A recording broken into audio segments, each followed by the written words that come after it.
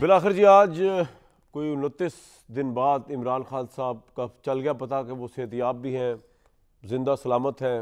یہ خبریں تھیں انڈیا کی ساری جھوٹی تھیں، جس میں ان کے مزار تک بنوا دیے گئے۔ ان کی بہن آج مل کے آئی ہیں ان سے، اور لگ رہا ہے کہ پاکستان تحریک انصاف اور حکومت اور اداروں کے درمیان ملاقات کو لے کر ایک انڈرسٹینڈنگ ہو گئی ہے کہ کوئی ایسی بات نہیں کی جائے گی جس سے سیاسی بیانیہ عمران صاحب کا جیل سے تقویت پکڑے۔ اسی لیے آج سہیل آفریدی صاحب ویسے تو بڑے وہ بلند بانگ دعوے کر رہے تھے، لیکن آج وہ ڈیلیبریٹلی جو ہے وہ بھی کہیں دور دور تک نظر نہیں آئے ڈیالہ کے۔ ان کی بہن جو آج گئیں وہاں پہ، عظمیٰ خان صاحبہ، انہوں نے کیا فرمایا باہر نکل کے عمران صاحب کی کیفیت کے متعلق، وہ ذرا سن لیتے ہیں۔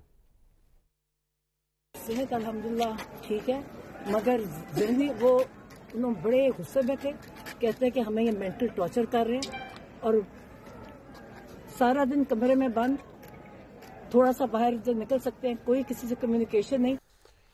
دوسری طرف جی کے پی کے اندر جو ہے حالات بدستور بڑے سٹریسفل ہیں، آپریشنز کو لے کر، ٹیررسٹ کو لے کر، شہادتوں کو لے کر۔ آر پی ایف بنو سجاد احمد کے مطابق ابھی جو حملہ ہوا دہشت گردی کا، اس میں اسسٹنٹ کمشنر شہید ہوئے، اور وہ یہ ان واقعات کا ایک تسلسل ہے جس کے اندر حکومت یہ سمجھ رہی ہے کہ کے پی کی گورنمنٹ جو ہے وہ سیریس یا سنسیئر نہیں ہے ٹیررزم کو ختم کرنے کے لیے۔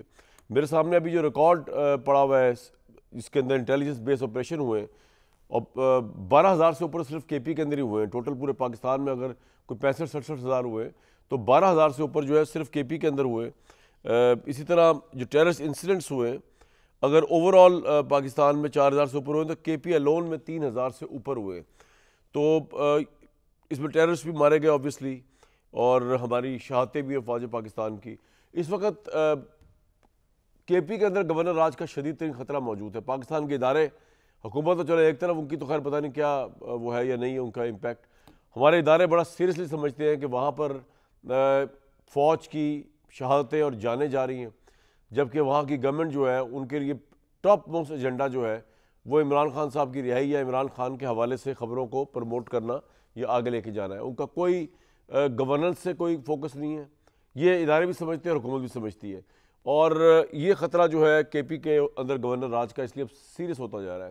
لیکن سب سے بڑا سوال یہ ہے کہ گورنر راج اگر لگ گیا ایک دفعہ، اس کے بعد اس کا امپیکٹ یا کانسیکوینسز کیا ہوں گے ہمارے لیے، پاکستان تحریک انصاف کے لیے تو جو ہوں گے سو ہوں گے، ایز اے نیشن ہمارے لیے، صوبے کے لیے، پاکستان کی سیکیورٹی کے لیے کیا ہوں گے؟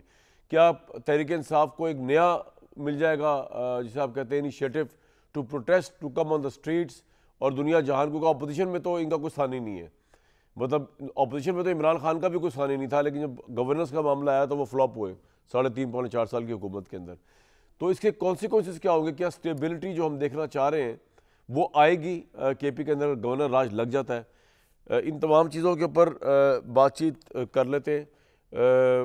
اور اس وقت جو سچویشن چل رہی ہے، خواہ جتنی بھی ریومرز اور افواہیں پھیلے سوشل میڈیا پہ، کیونکہ عمران خان ایک ایسا تھریٹ ہے جس کو ایزیلی جو ہے کوئی بھی نگل نہیں سکتا یا اوور لک کر سکتا، اس لیے جو لوگ یہ سمجھ رہے ہیں کہ کسی بھی حوالے سے کہ یار فلاں نوٹیفیکیشن نہیں آیا، فلاں چیز نہیں ہوئی، کوئی حکومت اور اداروں کے درمیان ٹکراؤ، ایسا لاجیکلی پاسبل نہیں ہے، کیونکہ اس وقت سچویشن کچھ اور ہے۔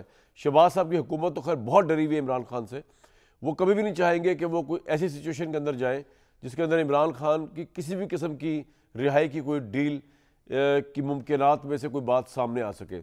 تو اس لیے وجوہات کچھ اور ہو سکتی ہیں، ٹیکنیکل چیزیں ہو سکتی ہیں، مزید اچھے طریقے سے چیزوں کو اسٹریم لائن کیا جا رہا ہوگا، اس لیے ڈیلے ہو سکتا ہے، لیکن یہ وجہ نہیں ہو سکتی۔